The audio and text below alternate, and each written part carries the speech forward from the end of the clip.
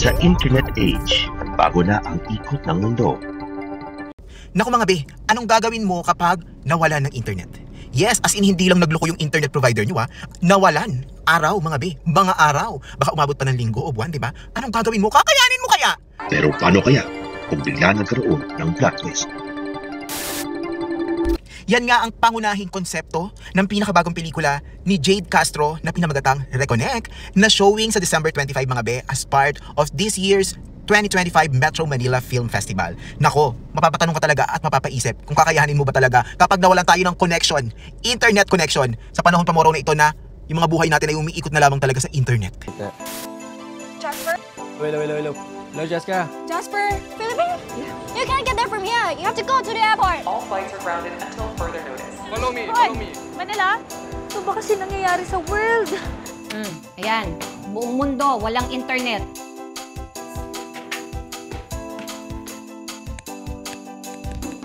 Nag-send ba o hindi? Alam mo, tingin ko dapat pag-usapan niyo to in person.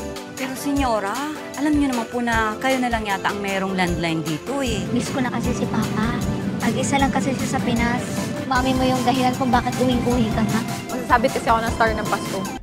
Mga be, imagine napakarami ng trabaho ngayon ang nakadepende sa internet. So, matitigil yung mga yon, di ba? Tapos yung mga panonood nyo ng ganito. Ayan, itong video na to napanood mo to dahil may internet ka. Imagine, ilang araw hindi ka makakapanood. Yung mga streaming platforms. Be, yung mga k-drama na pinapanood mo, mawawala. Diba? Imagine mo yun.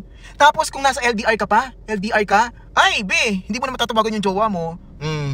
Nasabi ko sa'yo yan. Ay, diba napakaraming pwedeng mangyari at ayan nga ang ipapakita sa atin sa pelikulang ito. Kwento sila ng iba't ibang mga tao na maaapektuhan ng pagkawala ng internet. Pero, ang magandang lesson dito dahil magpapasko, kaya mo bang kumunik ulit?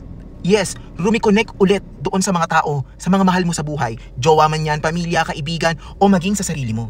Kaya mo kayang kumunik ulit kapag nawala na ang ibang koneksyon sa mundo? Diba? Sana ngayong Pasko ay maalala mo pa rin ako. Hinahanap pag-ibig mo. At kahit wala ka na, dahil dyan mga best, sobrang excited na akong mapanood talaga itong Reconnect.